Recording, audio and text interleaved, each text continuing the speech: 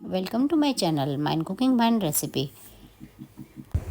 Hello friends, તમારું સ્વાગત છે મારા કિચનમાં. હું છું માનસી. આજે આપણે બનાવીશું મુંબઈ સ્ટ્રીટ સ્ટાઇલ પાવ પેટીસ. તો ચાલો શરૂ કરીએ. જો તમે મારી ચેનલ પર નવા હોય તો મારી ચેનલને જરૂરથી સબસ્ક્રાઈબ કરજો અને બેલ આઇકનને પ્રેસ કરજો, જેથી કરીને મારા નવા આવતા વિડીયોના નોટિફિકેશન તમને જલ્દીથી મળી જાય. આજની રેસીપી તમે સ્કીપ કર્યા વગર જરૂરથી જોજો. જે હું આગળ સ્ટેપ બાય સ્ટેપ ટિપ્સ અને ટ્રિક શેર કરીશ તે તમને જાણવા મળે.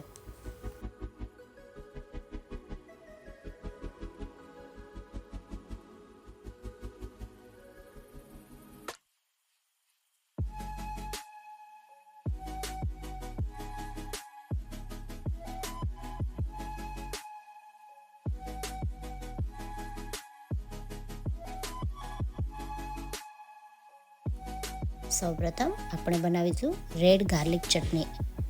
તેના માટે સૂકા લાલ મરચાં, લસણ, મીઠું, પાણી જરૂર મુજબ તથા કાશ્મીરી લાલ મરચું પાવડર, આ બધું જ મિક્સ કરી અને મિક્સરમાં પીસી લેવું.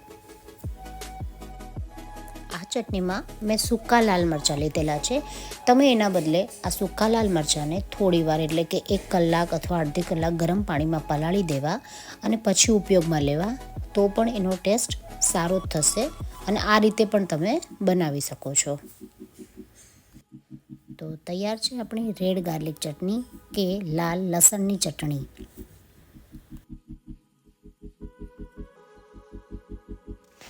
હવે આપણે પેટીસ બનાવીશું. પેટીસ માટે બાફેલા બટેટા. હા, અહીં ધ્યાન રાખવું કે બટેકાને આપણે બનાવવાની હોય પેટીસ એના 2 કલાક પહેલાં બટાકા બાફી લેવા, જેથી કરીને એના અંદરથી પાણી ન છૂટે અને પેટીસ ઢીલી ન થઈ જાય. તો તેને મેશરની મદદથી બટાકાને છૂંદો કરી લેવો. ત્યારબાદ બાફેલા વટાણા એડ કરવા, ચાટ મસાલો એડ કરવો, થોડી કોથમીર એડ કરવી તથા મીઠું સ્વાદ મુજબ ઉમેરવું. આ બધી જ વસ્તુ ઉમેર્યા બાદ હાથથી વ્યવસ્થિત મિક્સ કરી લેવું તથા ગોળ ગોળ પેટીસ બનાવી લેવી.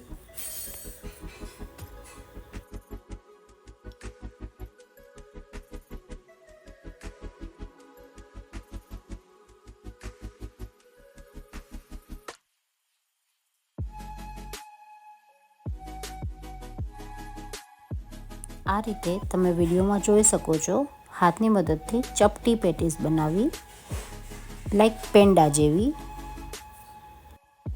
આ રીતની પેટીસ બનાવવાથી તે જલ્દીથી સરળતાથી શેકાઈ જાય છે.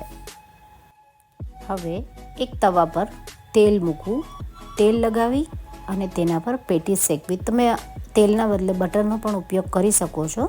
મેં અહીં તેલનો ઉપયોગ કરેલો છે.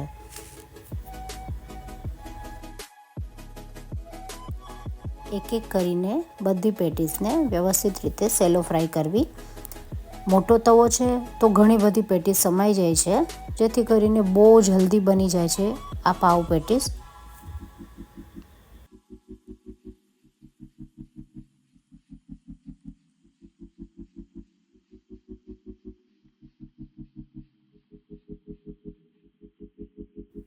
પેટીસ શેકતી વખતે આ રીતે વિડીયોમાં જોઈ શકો એ રીતે ઉપર પણ થોડું તેલ ઉમેરવું, જેથી કરીને પેટીસ સારી અને ક્રિસ્પી બને છે.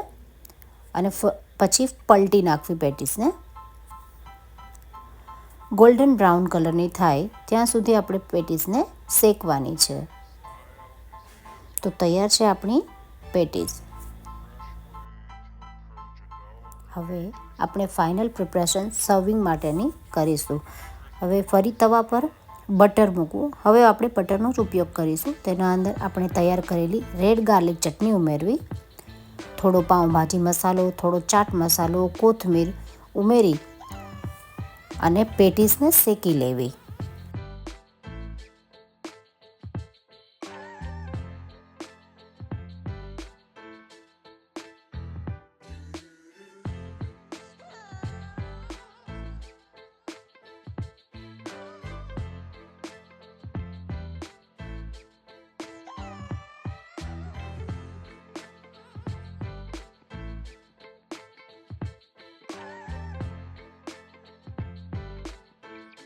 ત્યારબાદ ફરી થોડું બટર મૂકવું, થોડા ચીલી ફ્લેક્સ ટોટલી ઓપ્શનલ છે. જો તમને ન તીખું ગમતું હોય તો તમે ચીલી ફ્લેક્સને અવોઇડ પણ કરી શકો છો.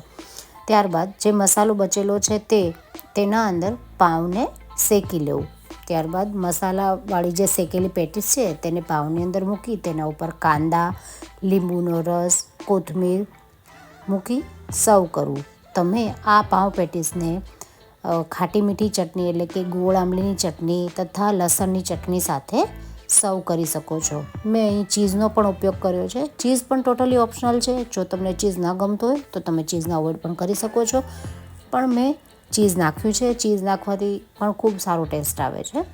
તો તૈયાર છે આપણી મુંબઈ સ્ટ્રીટ સ્ટાઇલ ખૂબ જ સરળતાથી, ખૂબ જ ઝડપથી બનતી પાવ પેટીસ. ખૂબ જ ઝડપથી અને ઓછી સામગ્રીમાં બનતી પાવ પેટીસ. તમે પણ આ રેસીપી જરૂરથી ટ્રાય કરજો અને મને કમેન્ટ બોક્સમાં જણાવજો કે કેવી બની છે. Thank you for watching.